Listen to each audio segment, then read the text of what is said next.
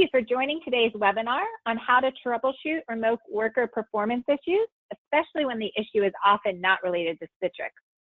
As by way of introduction, my name is Stacey and I'm from the marketing department here at Goliath.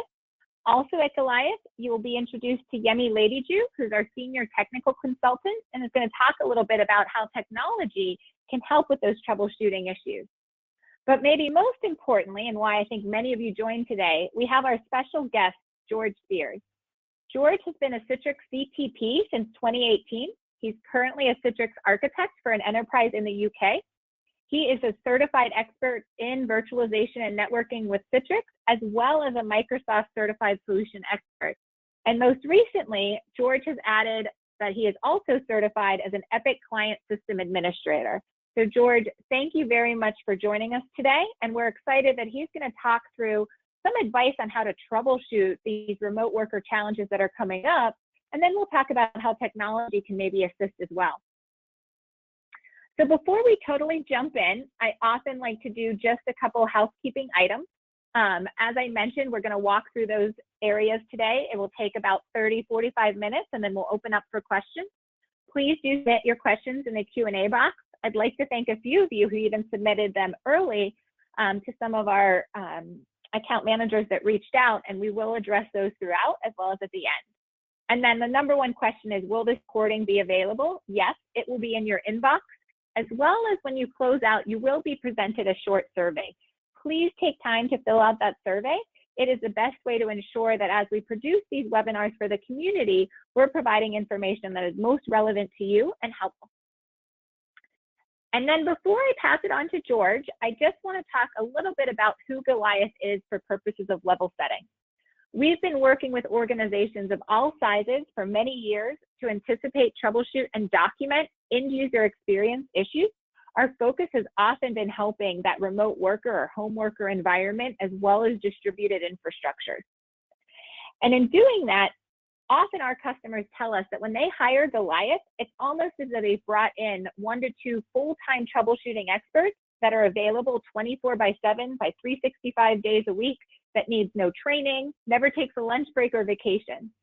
So if you look at our customer logos below, I did want to call out that we can really scale both technically and economically to fit the largest of organizations as well as SMBs.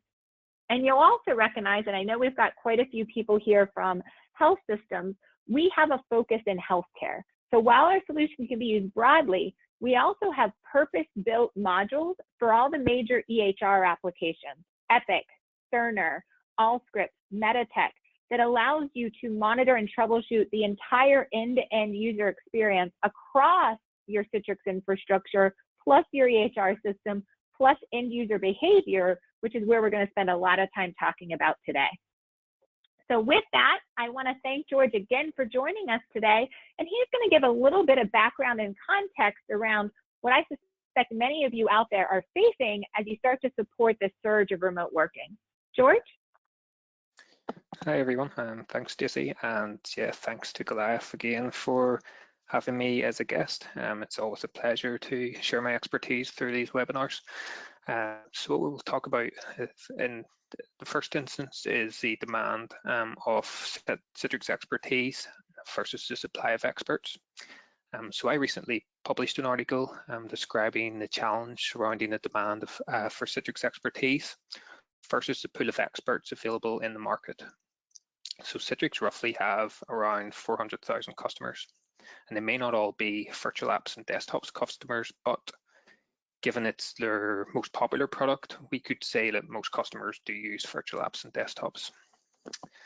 Now, in my experience, an organization running a virtual apps and desktops deployment needs roughly 2, maybe 3 Citrix experts to support it. And this isn't really any different from other technologies used at scale, you know, like Exchange or storage or other technologies that are used throughout the organization. However, the supply for Citrix experts is actually much lower than the demand. So in the first instance, you have CTP group, which I'm a part of. You have 62 of those guys. You have 50 to 100 CTAs, and then you've got other experts who have qualifications such as the CCE fee, which is Citrix Certified Expert qualification, or the CCP fee certifications. So that expertise is in demand, yet a lot of the time Citrix experts can spend 25 to 30% or even more of that time troubleshooting basic end user tickets, which takes away the true value of their skill sets.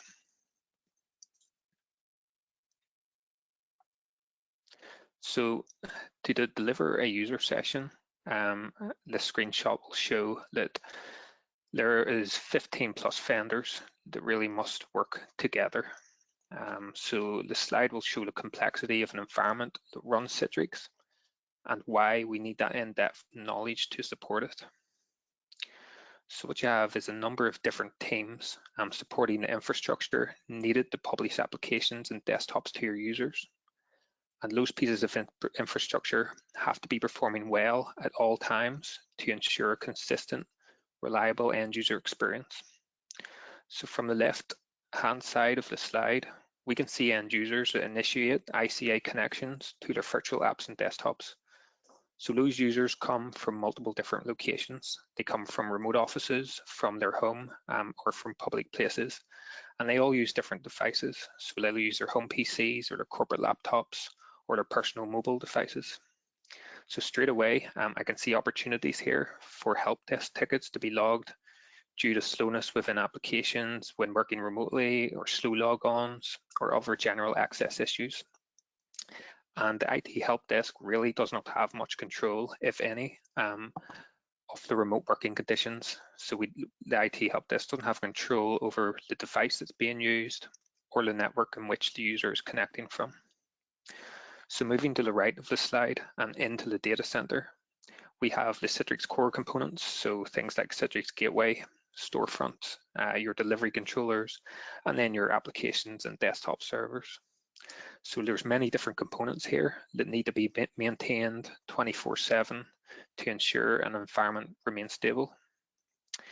Then you move on to your back-end systems, like your profile servers, your Active Directory, your SQL databases, license servers, and these VMs will sit on a range of hypervisors like Hyper-V or VMware, and they're all connected via the data center network. So it's clear to see, just by talking through this slide, that there's many different components that is needed to make this work. And all these components are managed by different teams. So moving on to the next slide, we look at how embedded intelligence will automatically look for over 250 potential failure points. So with all the different infrastructure components at play, many different things can go wrong. A new image update could cause unexpected behavior. We could run into printing issues. We could run into high memory or CPU usage, lack of IOPS at the storage level to serve responsive applications and desktops. We could experience XML broker timeouts or errors, certificate errors with Storefront or Citrix Gateway if you use that. And of course, ICA latency from our various remote workers. Basically, under all the different unwanted scenarios, we really need expertise to be able to diagnose and troubleshoot issues quickly, hopefully before end users are impacted. This is difficult because literally, as you see in the screenshot, there's so many different things to look at. And you got to know how all these components work together. So you really have to know the architecture and the components inside and out. So there's many different things to keep an eye on, even if you're specialized in Citrix platforms. So because of this, organizations look at purpose-built tools to provide that extra set of eyes over your environment. So a purpose-built tool to monitor and troubleshoot the end user experience must anticipate issues before they happen. And it does this by testing the entire infrastructure before end users log on and at various points of the day. So that might be via automated logons to your applications and desktops. A solution must also help troubleshoot issues by providing deep and broad metrics to the Citrix administrator. And this helps reduce the amount of time you have to spend wondering where the problem lies. And also the solution must document, because document's really important for us as we move forward.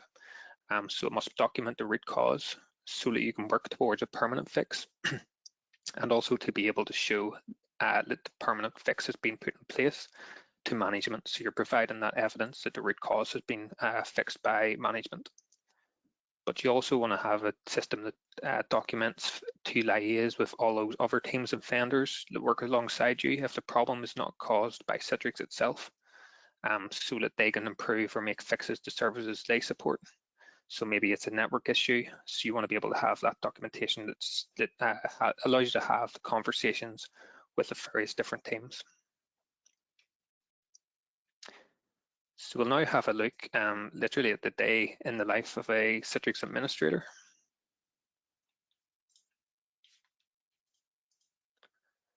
So in this troubleshooting scenario, the home office network is causing poor performance. So how do I prove it's the end user and it's their home office that's the root cause of slow performance? So under the scenario, say a remote user logs an incident with the help desk and they complain of slow logon performance, or it might even be general slow performance when connected to their desktop. So the end user is connecting from home on their own device. So this is difficult to troubleshoot. I've mentioned this before, because you don't own the network and you also don't own or have any control over the device. So you don't know the speed of the network. You don't know how strong the wireless signal is if Wi-Fi is being used. The end user could be sitting far away from their router for a Wi-Fi connection to be effective. And you also don't know what else is going on in the network. Maybe there's someone else in the house that's streaming films or they're playing online games, and the network is ultimately being contended. You also don't control the device. The device could be running slow in general. Maybe it's lacking RAM or CPU, and those issues can manifest as a slow logon to Citrix or slow performance. So you will therefore spend time trying to figure out if other users are working from home are having similar issues. So you'll check the application server the affected user is connected to, and to make sure it's not struggling for resource. You might involve the network team to try and figure out if the WAN connection into your corporate data center is overutilized or there's something else going on with that WAN connection. Ultimately, you'll spend a lot of time covering different things, trying to narrow down the potential causes of this problem before determining that it's actually an issue with the end user's network or device that you don't have visibility into. So having a purpose-built tool will allow you to make that judgment much quicker, as it's already been proactively monitoring your entire environment. So at this stage, I'll just pass it all over to Yemi, and he can talk through some of this in more detail. Thanks, George. And as George mentioned, we're talking about troubleshooting remote users. It's very difficult because that is the portion of the environment that as IT is a blind spot. We don't know what type of connection this user is connecting in from. So it's very hard to then prove that it is, a home Wi-Fi network or something within the data center, within the network that's causing a problem. So whenever I hear this sort of, this use case, which a lot of our customers are experiencing right now with this huge surge of remote workers, I think about one of our current customers, Penn National. They, a couple years ago, started a remote workforce initiative where all of their users were going to have the ability to take their thin clients home or take their laptops home and be able to fully function from home. And this sort of thing was happening where users were complaining about slowness, and it was really hard for IT to determine whether the slowness was coming from a resource problem, an internal network problem, or the networks that the users have at their home office. So they deployed our technology. So in this case, what they then did was they flipped over to this view here. This is a Citrix virtual apps and desktop session display within the Goliath performance monitor technology. And what they then did was they have the ability to quickly sort of filter or sort by any one of these tabs here. They have the ability to pull back historic sessions. So here you can, in this particular display, I'm showing sessions from the last 2 days, but I can show sessions from the last week or month or even year. and we don't average or roll up any information we collect within our technology. So we have the same amount of granularity in a session from a year ago that you would from an active session or session from today, which really gives you the ability to see exactly what has changed, before a surge in remote users or after and things like that. So from here, this customer would then sort of isolate the sessions they're looking for, click down on the session, and now what they get is a pop-up of about 7 or 8 tabs, and it really breaks down everything that went into this particular user session.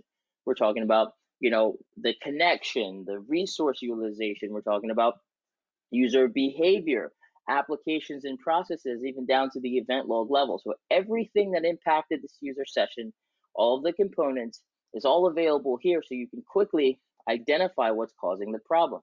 Typically from this summary page, our customers are able to specifically drill into what's causing in-session performance issues and figure out if it is a connection issue at the user's endpoint. How they would do that is, on the summary page, first of all, you can see all of the components that delivered or helped deliver Citrix for this user, their endpoint machine down to delivery controller, session host, hypervisor host that supported the session, a high-level breakdown of the logon process in this next stage, which we can talk about in another scenario. But here, key performance metrics, this is where conclusions are drawn. So first of all, we can see here round trip time, and we can identify whether or not this user is having a problem, right? So you can see here that in this particular session, round trip time is pretty high. This user is having sustained sort of latency when it comes from when you're talking about a round trip time perspective. So now we need to figure out what's causing the issue. There are a number of things that can cause it. It could be the resource utilization on those machines, on the machine that's supporting this session, but it can also be a latent network. Right? So how we delineate and find exactly what's causing the slowness is by taking a look at this metric here. This is network latency. This is the amount, sort of the latency between the VDA machine and Citrix receiver at the user's endpoint. So how long does it take for any interaction to traverse the network? What this then tells us in this particular example is, hey, look, most of the round trip time is being comprised of by network latency. So now I can rule out the rest of the environment as being the root cause of slowness in this session and focus on network latency. However, that gets us really, really close, but it's just not the full picture, right? We still can't tell what the user's is the slowness coming from that individual user's location. Then with that, we can take a look at connection speed. And this is the amount of bandwidth that is available for Citrix receiver at the user's endpoint. So wherever this user is connecting in from, whether it's their home office, whether it's a Starbucks, maybe they're using a hotspot or something like that, you're able to tell how much connection speed does Citrix receiver have at their endpoint location to actually sort of leverage this session. This tells us specifically whether or not this user has enough bandwidth to support the session, right? So in this particular case, I can tell right away that this individual user has pretty low connection speed. There are spikes where it goes back, where it goes up, but for the most part, this user has really low connection speed. It's about, about 5 megabits per second here, even going as low as 1.7 or even lower than that when it comes to megabits per second, which really isn't enough to have a responsive desktop session. So if this user was to call in, I have the ability to point to that as being the root cause. I can also drill into something that's very, very, that's also a blind spot when it comes to troubleshooting users, which is the user's behavior. So maybe the user does have enough connection speed, and but there's still somehow there's latency inside of their session, and it's contributed to, let's say, the network or something like that. I can then look here in this bottom chart, the Ica usage. What this shows me is it breaks down all of the different channels that are being used inside of the user session, as well as how much bandwidth is being used at any moment in time. So if I can specifically point to, okay, it looks like here there is a spike in thin wire bandwidth, which is a Citrix display adapter. So maybe they do have enough connection speed, but they're doing something graphically intensive inside of their session, and that spike then correlates with, let's say, a spike in network latency, and that was actually the root cause of the problem. Or maybe they're using GoToMeeting audio input and output bandwidth, and that's actually causing the slowness. So this now gives me the ability to troubleshoot further into the user's behavior, in addition to be able to see exactly how much connection speed they have to leverage for the individual session. Now, of course, there's a lot of new information in this screen here. So within the technology, we do have embedded knowledge base that allows you to, at any point, click on that question mark icon. It takes you directly to a page in our support center that goes through and it breaks down each one of the different metrics. It defines the metrics, it defines how to use them, and it gives you some sort of troubleshooting tips in order to find exactly what's causing or how that is impacting this individual user session. So in this environment here, we saw that there were some issues, but when I talk about, and I talked a little bit about Penn National, they actually sent us screenshots of how they were able to use this information to support their users. So, when users called in, they would go through the same process I just did, search on the Citrix virtual apps and desktop session display, find the users, click down on their session, identify those sort of pieces that impacted the session. They can even drill into the ICA channel here. And here, for one individual user, they were a high-profile user, and they were complaining, okay, last week I had problems in my environment. I wasn't able to do my work because slowness, and it's all Citrix fault. So when they pulled up his session, they saw the point where he had sort of latency inside of his session, and they were able to see in real time that there was a correlation with a drop in connection speed at that same point. So they asked him, okay, it looks like at 3 p.m. there's latency in your environment, in your session, and it was caused by poor connection speed. What happened at 3 p.m. in your household? And he said, oh, well, that's when my kids come home from school. They get on the Xbox, the spouse gets home as well, and they get on, and start watching Netflix and things like that, which then obviously is going to use up all of the available bandwidth at the ISP and then cause the issues. And then as he told them to get off the network, then his connection speed went back up, and his session went back to normal. So with this information, you can see how you can quickly identify, if there is a user or home user network connectivity problem that's actually negatively impacting the user session. So with that, we'll take it over to the next scenario and have George talk a little bit about how to troubleshoot slow logon times in an environment. Yeah, thanks very much, Yemi. That was informative. Really like the fact you can rely on the knowledge center that you showed. It's almost like your personal assistant to help understand what you're actually seeing within the Goliath console, because people may not fully understand some of the terms and concepts. So it's really good to have that as a backup. So yes, troubleshooting scenarios, slow logon times, and how to isolate the root cause of slow logon times. So how do you actually troubleshoot slow logon times? If there was a golden answer, I wouldn't be here talking about it. Unfortunately, there's not. A lot of the times it really isn't obvious why logon times are slow. So how I like to start is by looking for any consistencies. So any patterns to the slowness. So if it's occurring on a specific application or a desktop, or it's occurring for specific users from a certain area or location, or maybe it's just slowness across the board. So if it's slowness across the board and your entire environment, you might start by looking at things within your data center. That seems maybe the place that's best to start your troubleshooting. So that's where your apps and desktops are obviously hosted. So you would start there. If the slowness is coming from a certain location, then you'd maybe just instead concentrate on that area.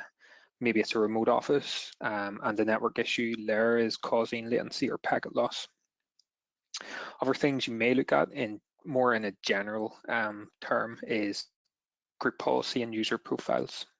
So these are items that are frequent culprits of slow logons, certainly in my experience. So check Event Viewer on your VDA machines. to see if there's any issues with the processing of group policy or the processing and loading of your user profile. So you can always refer to logging. If you're using Citrix profile management, you can turn on logging and look at the log files. That might give you a bit of indication if there's an issue there.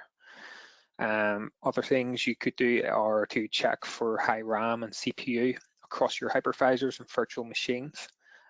So maybe the hypervisor is overloaded. It's got too many desktops on there for whatever reason, or it happens that your affected users are connected to desktops that are on an affected hypervisor.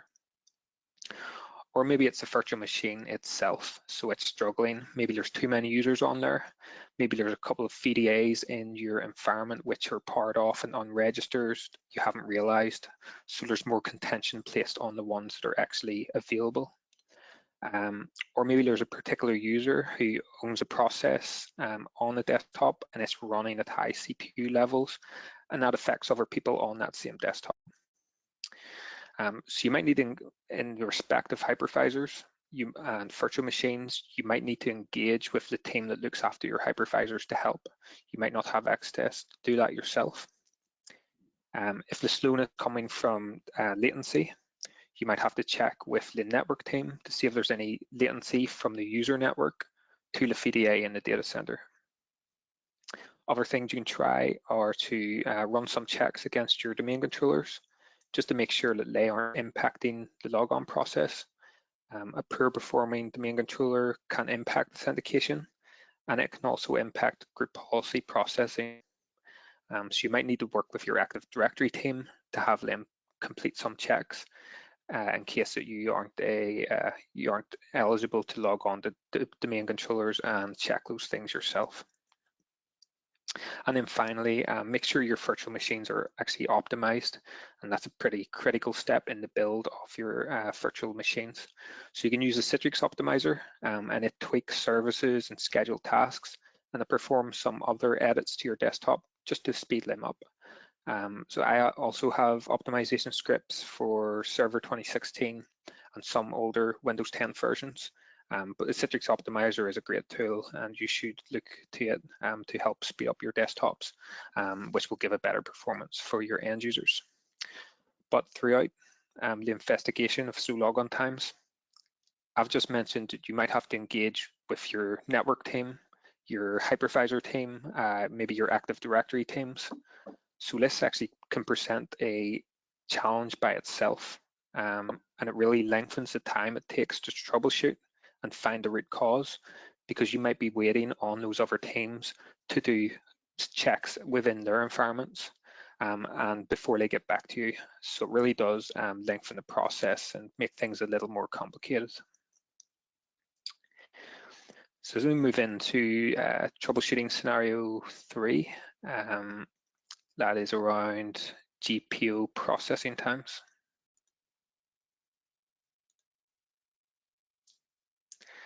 So how to troubleshoot slow GPU processing times. Again, a GPU processing time that's slow can impact the performance of a logon. So it's a critical thing that we want to make sure it doesn't happen in our environments. So there may be many group policy settings applying across the environment. And at times we will run into an issue where maybe there's some settings that are causing logon times to jump by even a couple of seconds. And this can have a negative impact on user experience. Popular examples would be a logon script, or maybe a print mapping that no longer exists, or a drive mapping that no longer exists, and that hasn't been cleaned up. So housekeeping is always important. So when you, in the aspect of troubleshooting these GPUs, when you have to rely on free tools for monitoring your environment, often free tools don't really pinpoint which GPU was causing the problem. So you actually have to manually find out yourself in an isolated environment. So maybe what you'll do is create a virtual machine and you'll stick it in a test OU and you'll have all the GPU lying there. Or maybe you'll start with a blank template. So yeah, you'll start run through a process of elimination, basically, to find out which GPU was the culprit.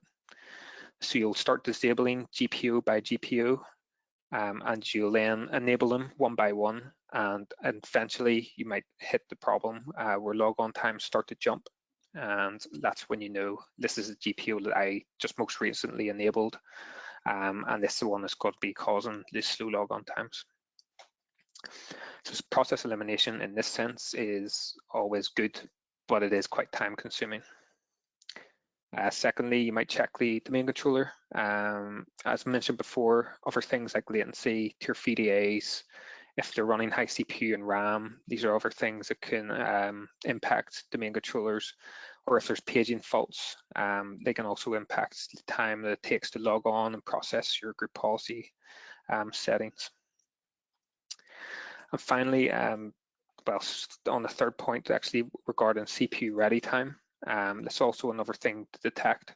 Make sure you're not actually overloading the virtual host, because CPU ready time is really important for us to get a responsive desktop and responsive processing times for group policy, which results in lower logon times and so on. If you've went through a number of these options, maybe more, and you're not really finding anything useful, always just maybe take a look at what's changed in the environment recently, because a lot of time when things begin to break, it is actually caused by changes within the environment, and these might be changes that were relating to code changes or maybe Windows updates and so on. So there's a lot of code with Windows updates, and also from a Citrix perspective, virtual apps and desktops, if you're running the current release, you're probably upgrading, I'd say every sort of 18 months maximum. You're introducing new code onto those desktops and also onto the management layer, like your delivery controllers and so on. So those always introduce risk. A lot of time, people think that new code improves performance, but often it actually doesn't. And it can also decrease performance. So it's definitely something to watch out for. But there could also be changes, you know, at the hardware level, maybe the storage level. There's been new storage or new hardware put in place, or new upgrades to the code on your storage controllers. Or there's been changes at the network level, and that's maybe introduced some latency that wasn't expected.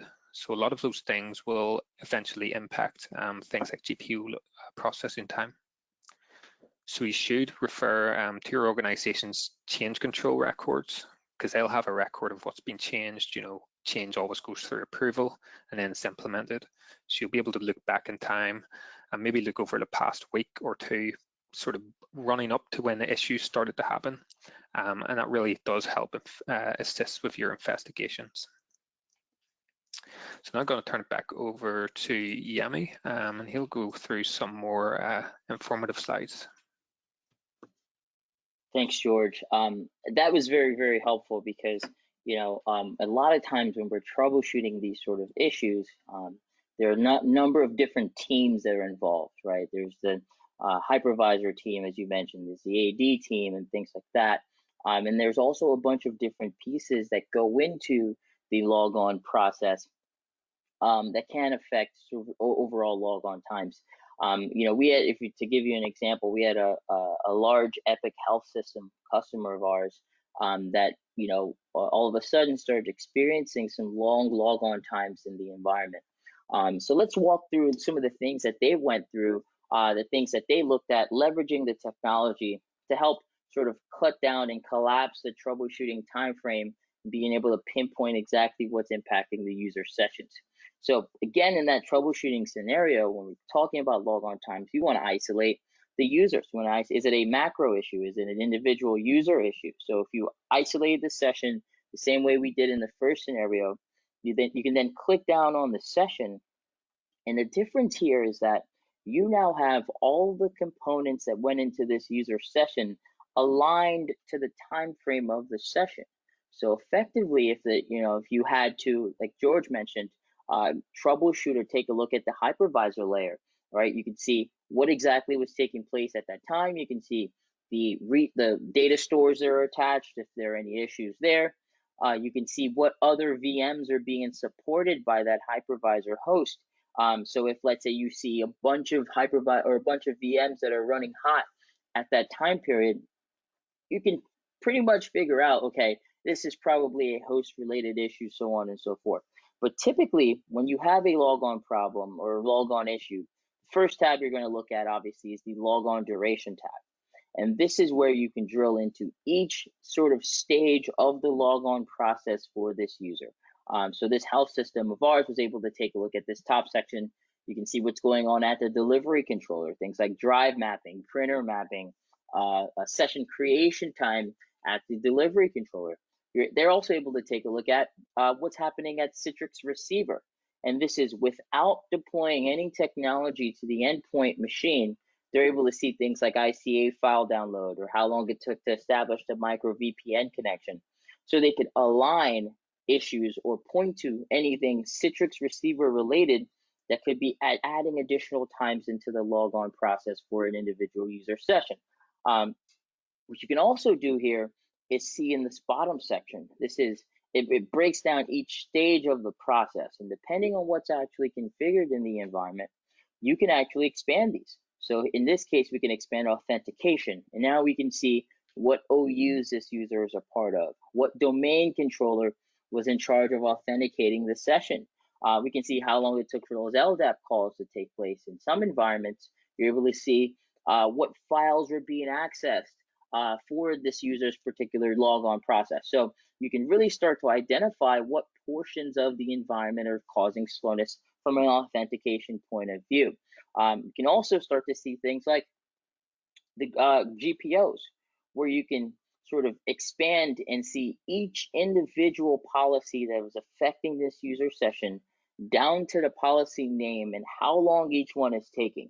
So this, to George's point, really cuts down on the sort of manual work that has to go in whether it's using GP results or maybe creating a test user and going through really sort of using the process of elimination to get rid of policies. Here you can see, okay, this particular policy is the major one, is the problem one. Let me focus on solving that as opposed to going through all of that, that labor.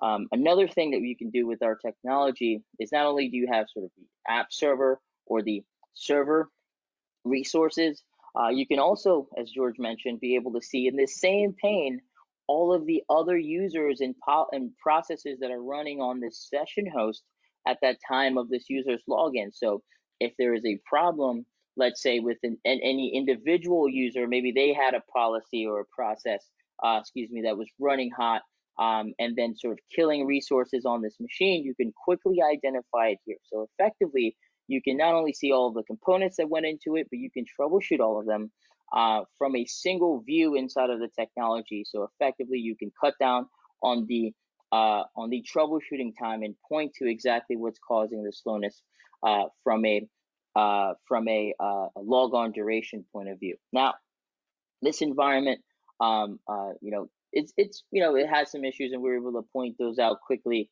But the large Epic Health system that I mentioned earlier, they actually sent us screenshots of how they were able to cut down their logon time. So if I flip back over to the PowerPoint, you can see here that they were having major issues with logon times.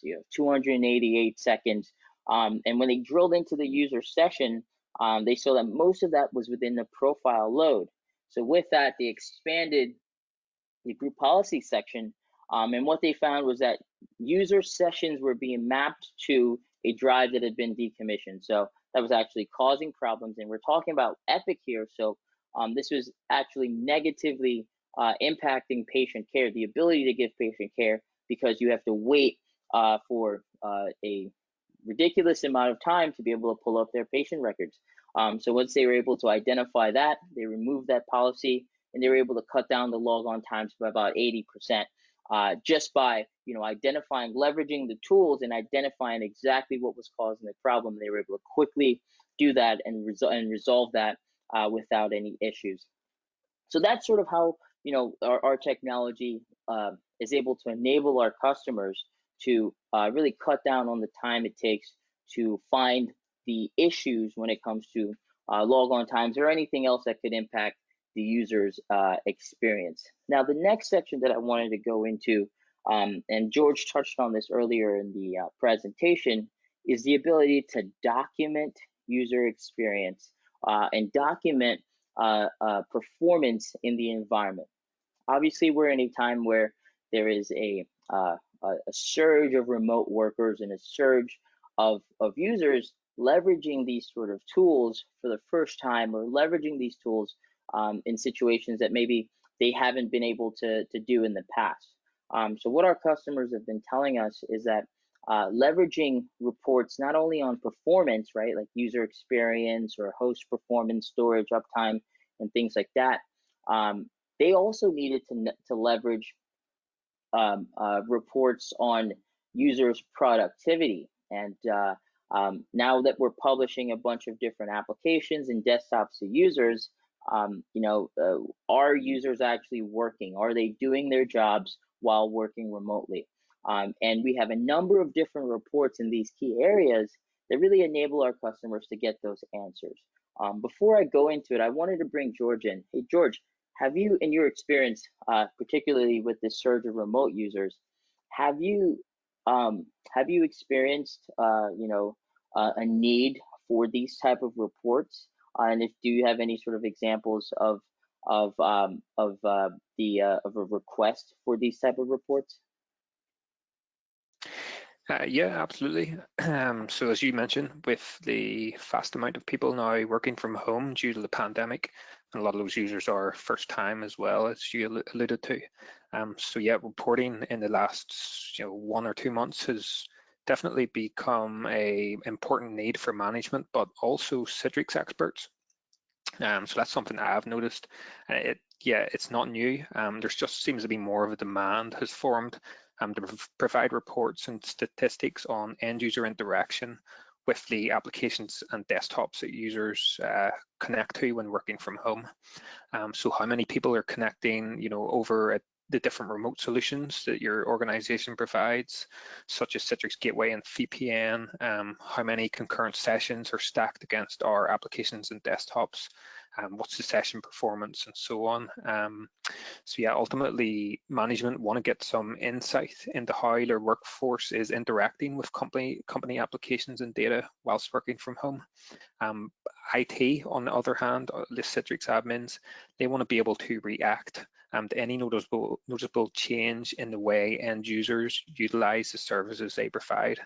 So if there's a sudden spike or a continued increase in remote usage to particular applications or desktops, IT may need to react by providing more resources to their Citrix Gateway appliances, or more resources to their desktops and applications that users connect to remotely, or maybe the network team need to provide more resource to the WAN links coming into the data center. So this really can be challenging when you don't have any reporting to trend on. So for these reasons, yeah, reports have definitely become more in demand. Yeah, and thanks, George. I think that's something that that we've heard in this time period, and now more than ever. So your point. So thanks for that. That was really, really insightful. I'm going to go through some of these reports. The first one I know that has been sort of the most heavily used report in our portfolio is the end user productivity report. And what this report does is it breaks down each individual user within a specific time period. It shows you all of their sessions. It shows you the duration of their session. First of all, it shows you what their IP address is, how are they connecting into the environment, Citrix Gateway, things like that. But it also shows you the duration of their session. It shows you how long within their session they were actually interacting with the environment. So not just opening up their session and walking away. It shows you their activity, inactivity time, the percentage, and the max inactivity time. So, for at what period was the longest period of inactivity? Because sometimes, obviously, user maybe could be watching a video related to work or doing something like that. But obviously, if they're inactive for a period of like 45 minutes or an hour or something like that, that pretty much means that they're not working at that period in time. So a lot of we have this for XenApp and then desktop, of course, and a lot of our customers really like this because this can then be sent out to business line managers and management as a whole to show the overall usage of the environment during this pandemic. The next one is the sort of end user experience report. So this breaks down, the users, shows you their latencies, and latency and their connection speed as well. So if the user is having consistently poor connection while accessing the environment, this is some sort of report that you can run per user, per delivery group, per application, to show to that user and also management that it's not a Citrix problem. It's actually an individual user's connection that's actually causing the slowness and things like that. This other report breaks down logon times. I know this one's sort of a more pretty report that's typically used to send to management. So, okay, this is what our logon times are at this period of time. Here's how it's increased or decreased due to the surge of remote users, or maybe due to it's decreased maybe due to a new technology that has been implemented into the environment. So this is sort of a management heavy report. And then as George mentioned, this is the license usage report that really breaks down licenses and how much is being used per day, per delivery group, and things like that, just to really understand, do we need more licenses to support the users? Are our critical users, do our critical users have enough licenses to be able to be supported and things like that? So with that, I'll turn it over to Stacey to wrap us up. Well, great. Thank you, George, and thank you, Yemi. We do have quite a few questions that have come in, but please go ahead and submit your questions right now, and we'll get to them here shortly. But before we jump in, and I think there's already a question on this, so we're jumping ahead there. One question we often hear is, well, this all sounds great, but how hard is it to implement, right? George, you talk about the need where there's not enough staff, but everyone's busy right now supporting remote workers. So can we really go ahead and implement and see an impact quickly? The answer is yes, and our customers do see this. So we have a turnkey implementation service at Goliath that will get you up and running in less than 2 hours. That uses our white glove implementation services to fully install the solution in your environment. You will also work with our technical consultants to identify some of those top of the out of the box reports, as well as alerts that can drive immediate benefit inside your organization. And then, George, you talked about the need for embedded intelligence and automation. That is absolutely the heart of Goliath solutions, so that we're automatically avoiding issues and finding issues for you, but then also allowing you to troubleshoot them quickly. And Yemi showed you where we have that inline help and intelligence so that you don't have to be a Citrix expert to really identify the heart of the issue. So with that, then, let's go ahead and turn it over to questions. I think, Yemi, the first one in here is Citrix telemetry service or Scout required for Goliath to work properly? Does absence of Citrix telemetry service prevent Goliath from functionality?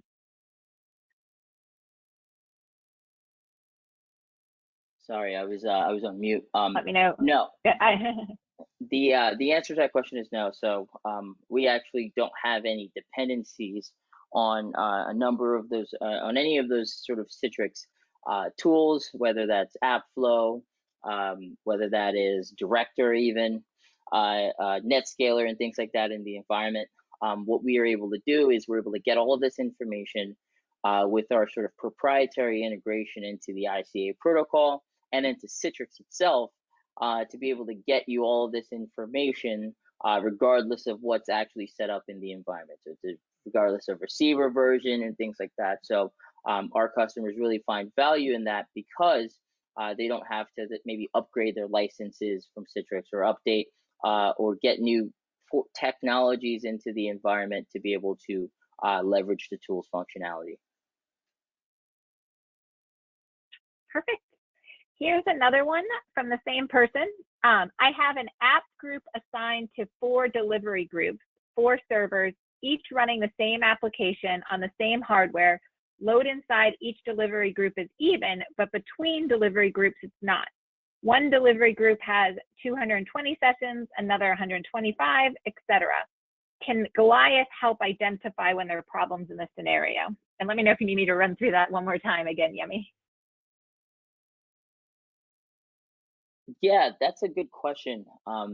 in those specific scenarios, what you could do is, in that specific scenario, excuse me, we can tackle things in a number of different ways. So first of all, we have our automatic discovery and dependency map view, and I can flip over to that in a second. And what that will do is it will map out your entire Citrix delivery infrastructure, and then sort of give you a view into exactly what's impacting that environment. It'll also take into consideration the hypervisor layer and everything else like that. So effectively, what you're getting in this tool is not only and it's also leveraging embedded intelligence and automation. So it has over 300 monitoring rules that we apply to the environment.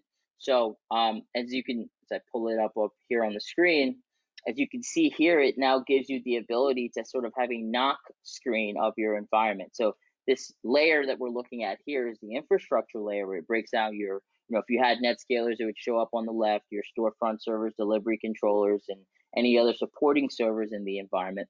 But specifically to try and answer your question, if I drill here into the delivery layer, I can now see sort of a logical breakdown of the environment. So I can see my delivery groups, machine catalogs, gold images, if those are available. And clicking down on a particular delivery group, and you can see here this particular group has multiple machine catalogs, right? So there's multiple application groups in this environment. If you look here on the right-hand side of the screen, you can see user experience metrics per this delivery group, but you can also break it down by machine catalog as well, right? So here you can identify if there's a macro issue taking place in this delivery group that you need to take a look at. And in this environment, there's not much going on as far as from because I think that environment has, it's all in AWS. But if I flip over here to this, it's another environment with on-premises hardware, you can see that the user experience metrics on the right-hand side sort of keep going down. So from the machine catalog to the hypervisor cluster, to the hypervisor hosts that are supporting this environment. So if you're identifying any bottlenecks, maybe on one of those application groups for the machine catalog and things like that, you can see if there are, let's say, storage latency issues or CPU ready issues on the hypervisor host that have a direct correlation with ICA latency and ICA round trip times for users being supported by that host. That then allows you to identify any macro issues from bottlenecking performance for your application groups or delivery group as a whole. And then finally, so that's sort of the first section, right? Being able to identify macro issues that could be affecting whether it's a specific application group or delivery group. And then sort of in the sections that we went over in the demonstration, when we have an individual user session, you can take a look at things from that perspective. So if a user is having a problem, you have the ability to drill into that user session, find everything that went into that session, and troubleshoot from an individual user perspective if needed. So hopefully that gives some answers that question. There are a number of different ways in the technology that we can tackle, troubleshooting issues in sort of complex environments. Great, thank you, Yemi. Here's one, I think, for George, and then Yemi, if you've got a response to it as well, is do you have advice on how best to understand and handle Citrix receiver SSL-related errors? Yeah, so I think firstly, I would probably say that receiver and workspace app historically hasn't been too great in actually explaining what the problem is. It's been given some sort of vague error message, and sometimes it will complain about a SSL error message, but not actually tell you anymore, what actually is a problem. So just as a couple of points, I would suggest certainly that the SSL error messages are mostly caused by either incorrect configuration on your certificates, or you're running outdated receiver versions. So I think everyone, by now you should be on Workspace app. Workspace app will support all certificates that are generally publicly trusted today. So as long as your workforce are using the latest versions of Workspace app, you shouldn't have a problem with those issues. And also from a certificates perspective, if you run Citrix Gateway, I would advise, obviously you're going to use a publicly trusted certificate, but also a lot of times you have to install an intermediate certificate on the Citrix Gateway as well, and then link the public cert, the client-facing cert that you receive, to the intermediate certificate, so it sort of completes the chain of trust. I've seen issues before where a Citrix receiver has tried to connect through Citrix Gateway to a application, but it doesn't trust that certificate that NetScaler is presenting, and that's because there has been a missing intermediate certificate, and the client doesn't have that full chain. So that's definitely a recommendation from my side, is to make sure that you have the intermediate on the NetScaler as well and have them both linked. The certificates are linked. If it's storefront, you don't have to link a certificate. There's no such option. But if you're encrypting your storefront traffic, again, if you use a certificate, it's probably self-signed. So you should never have storefront publicly facing. That traffic should also go through a Citrix Gateway. But if you have internal access to storefront, just make sure that your clients are running later versions of Workspace app. And as long as you've got a trusted certificate from a internal CA, you should be good.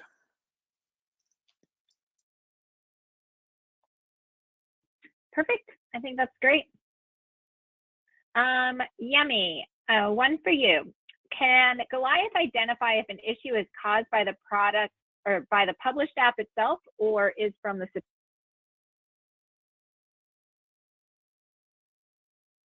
Stacey, I think you cut out. What was the last portion of that question? Whether it's the published app itself or from the Citrix side? Oh yeah, absolutely. That's another portion I think that Goliath really does a good job in the performance monitor. It's because once you're able to troubleshoot within the product things like let's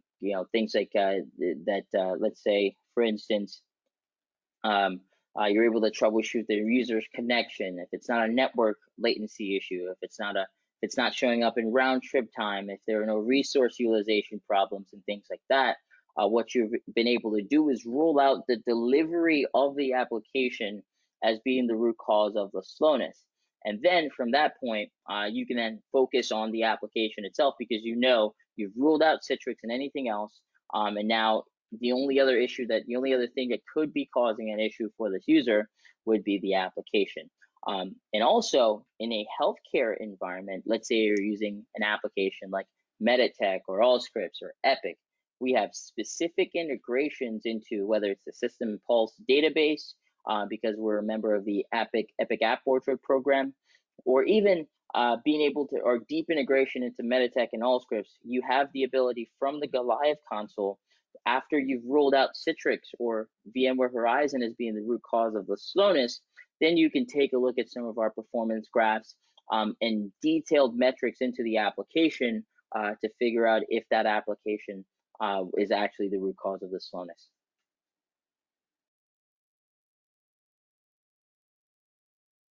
Perfect.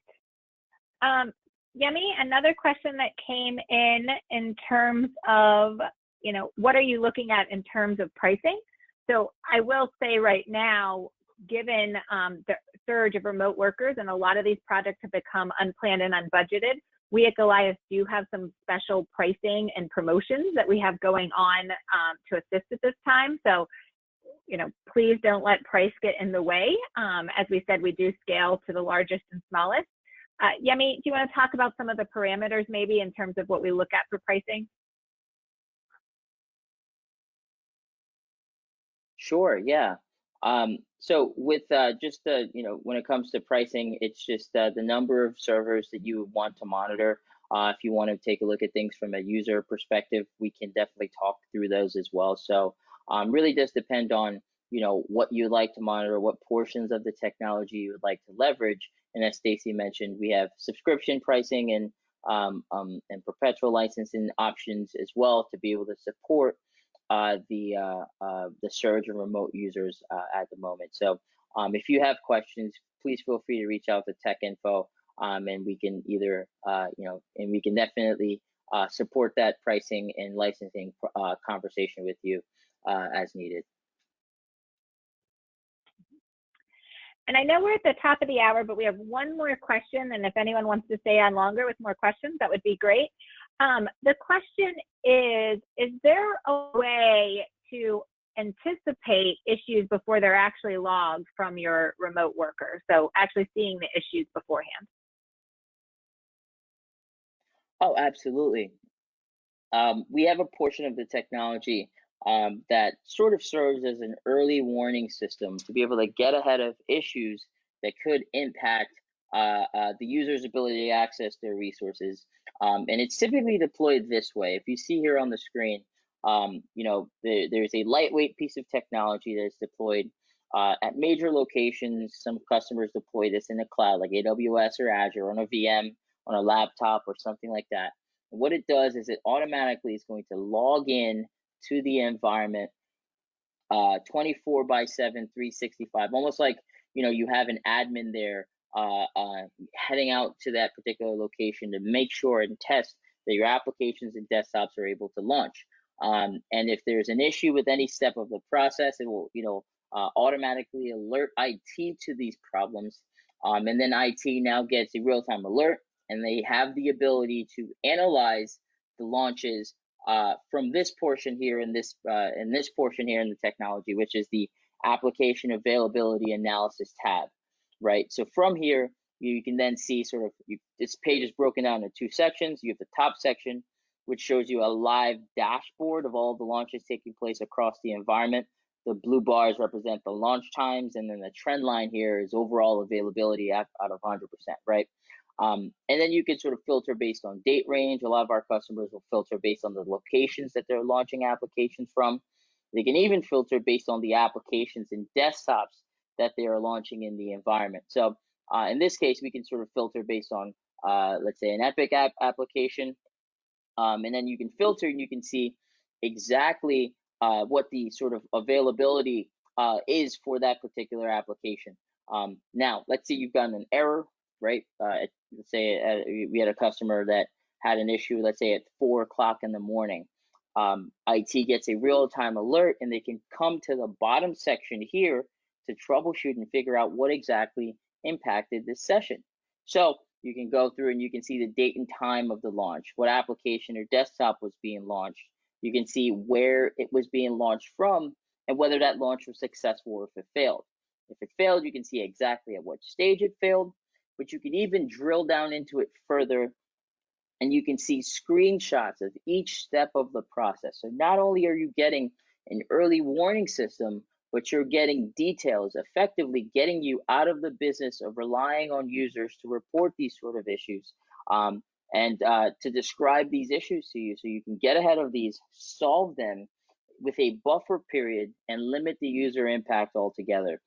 This is something that a lot of our customers leverage, especially in healthcare, because this gets them out of the business of relying on the users to report on these sort of things.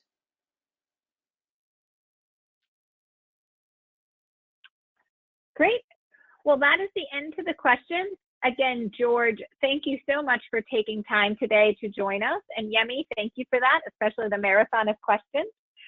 If you're interested in a free trial, or as Yemi said, want more information on pricing or a custom demo, please don't hesitate to email techinfo@goliathtechnologies.com and we will get back to you. Again, thank you for all joining. And as you close out, there will be a short survey. It will take you less than a minute to complete. Please complete that so that we can continue to improve our content and ensure we are delivering content to the community that is most valuable. I hope everyone has a great rest of their day.